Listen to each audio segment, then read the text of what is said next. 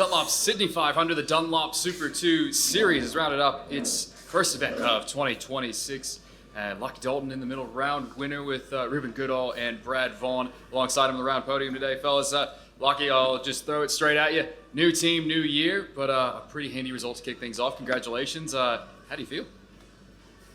Yeah, always good to get a win in a pole, so you can't beat that. I was a bit frustrated with Saturday.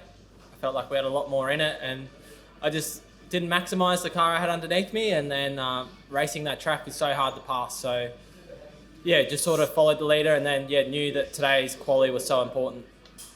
New team, obviously. So how big of an adjustment has it been coming over into the BRT fold? They've had quick cars in the Dunlop series, they've shown, but a new team's always a bit different to deal with.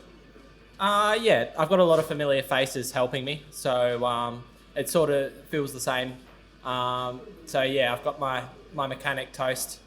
He's with me. He's been with me for a few years now, and Reese and Mike engineering the car. So a lot of familiar faces. So first day in, it was all pretty gelled. It seems like it's working pretty well out of the gate. I know we're a bit close on time, so I'll open it up to the journalists in the room for any questions. Lochie, I mean, you've been wearing a race suit that obviously was camos last year. I mean, how late did the deal come together? Very late. Yeah, I didn't know what I was doing over the Christmas break, which was a pretty tough thing. I didn't know where I was racing, what I was racing in. There were so many ideas and so many people ringing and offering different ideas. But eventually it came up pretty late. There was two options. So yeah, Kate and Tim came forward and offered me a really good deal, and we went forward from there. And I believe it got missed on the broadcast, but where did you get the job done on Ben? Final corner. Was that a relief after yesterday spending most of the race behind him? Yeah, I was going to make sure I got past him. Do you think, you've just come out of the Tickford camp that just went 1, 2, 3, 4 last year. Do you think you can beat those guys over the course of a year? Yeah, well, we did it today, and we've done it all weekend, basically, except for yesterday, so I beat them last year, except for Rylan. Brad, for you, I know you sort of said in Adelaide that you weren't sure if there was going to be another year of Super 2 for you. Do you feel, is this your last chance? Is this you trying to go, well, hey, I've got to win this title to make sure I get on the main game grid next year? Yeah, I've said this is my last chance for a couple of years now, which is a bit disappointing. But anyway, no, I'm just hugely thankful for Brad Jones. The belief he has in me. We've got a deal to keep going again, and hopefully into the long term. And I'm just very thankful for TK, who built the new car up over season, or newish car.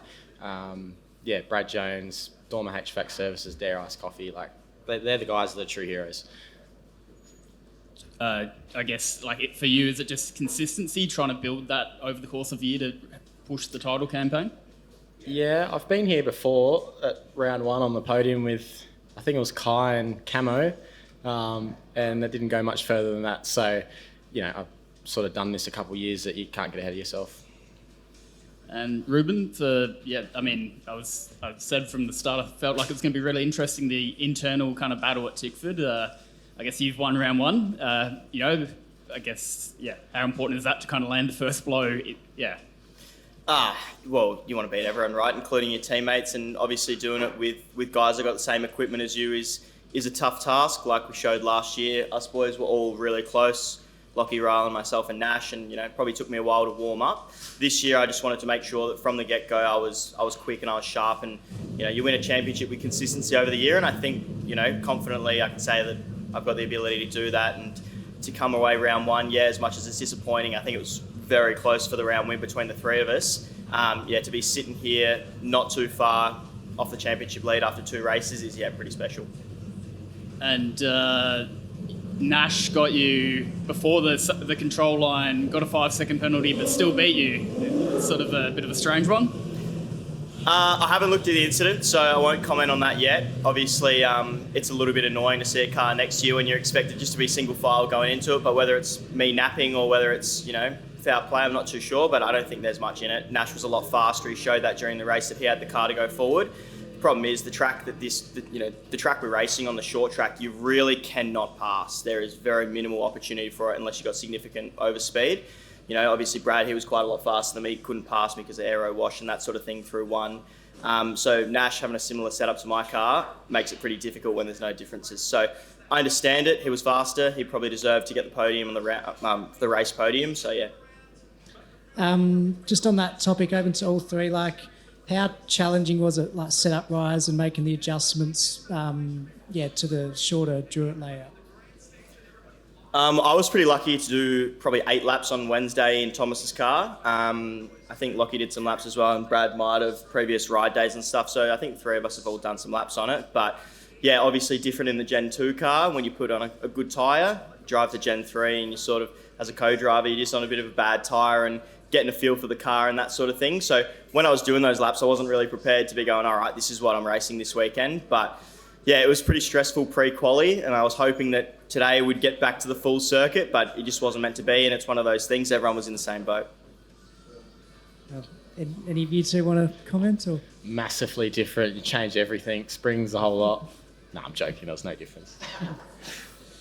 Fair enough. And Reuben, just obviously you got the Randall co-drive as well. You took a big step up last year. Every year's important, but especially this year with the co-drive and potentially being able to lead tick from the Super 2 setup. Do you mind just touching on the honour of getting that drive and what's ahead this year?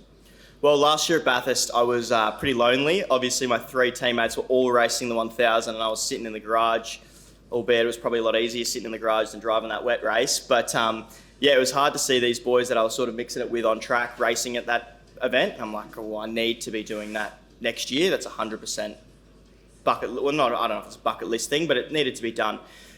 So for me, to land that deal with Thomas at Tickford and, I guess be rewarded for my efforts last year is really, really special to me. Obviously, I've said it a few times, dream come true. It's really good to do it with a team that's won it before. I know all the guys in the team. It's very exciting. I'm honestly over the moon and out of words. Yeah, and Lochie, a lot's been made of BRT's growth in the supercars side of things, and obviously you're leading the team in Super 2 now, and they've grown over recent years in that. What have you been your initial impressions of the team, the short time you've been there, and do you feel like you said it before, but give you a bit of a platform to try and make a statement this year after being second best last year? For sure. I mean, there's still a lot of loose ends in our program, which is really positive. We can come back stronger in a couple of months' time. But yeah, for sure, everyone in the team's working really hard. It was a tough off season. I mean, they were turning around cars very late in the main game, so yeah, there's a lot of late nights for those guys. So to reward that team with this is really good. And Brad, obviously you're pretty experienced in Super 2 now, but as you usually do, you spent the summer doing speedway and sprint cars this time. Did you feel like that having such a busy summer sort of helped you have a bit more of a step forward preparation-wise coming into here? Yes and no. I was very unorganised coming to this weekend, but purely on the fact that I've done 15 sprint car races since Christmas. But I'm a big believer of the more seat time you can get, doesn't matter what it is, it's got to help you in the long run. Excellent. We'll wrap on that. Congratulations, fellas. Round 1 of the books for the Dunlop Super 2 series. We'll see you all in the Northern Territory in a couple months. Thanks so much.